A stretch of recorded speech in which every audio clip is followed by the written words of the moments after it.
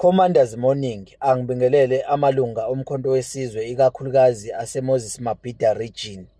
Mhlambe sesithula isikhathi eside singakuvezi sikwaziyo nesikubonayo. Into ezobulala umkhonto wesizwe eMoses Mabhida noma nje izobulala umkhonto wesizwe nya uqede nya ngoba ngazi kwenzekalani kwamanye ama region. I-Provincial High Command elidwa uWillis Mchunu is here to destroy umkhonto wesizwe, izobulala umkhonto wesizwe kanjani na? I-Provincial High Command ifike kunalolu hlaka abelibizwa nge-parallel structure. Yafike yathi ayikho i-parallel kodwa kukhona umkhonto A nomkhonto B. Okusho ukuthi iMoses Mabhida izoba nenhlaka ezimbili zokhola. Izoba no B, izoba no A. Awukwazi ukuthi ufika uthi uzolungisa inhlangano ebese uyihlukanisa. Uma ngabe unenhloso ukuthi uzohlanganisa inhlangano uyenze ibe into eyodwa, urecognize istructure esizodwa, ukwazi ukukhanda istructure ezimbili ngesikhathi esizodwa. So iProvincial High Command iyo ezodestroy umkhonto wesizwe eMoses Mabhida.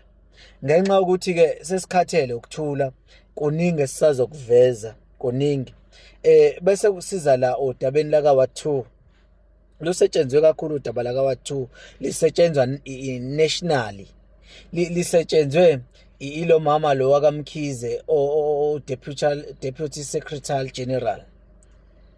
Uyena olisebenze kakhulu to destroy umkhonto wesizwe la ka wa2. Okuwukuthi nginenkolelo ukuthi khona abakutholayo ku-ANC if sebe destroye umkhonto wesizwe ungasawinanga kuma-by election. Kuningi ke thina sikubonile obekwenzeka phambi kwethu, kuningi.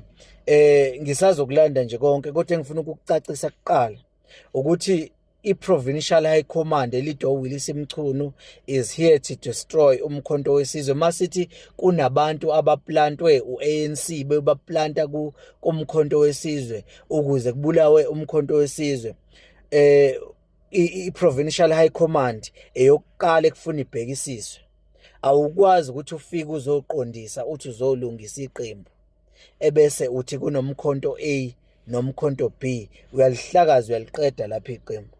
Kuningi ke sisazokuxoxa, kusayisiqalo lesi.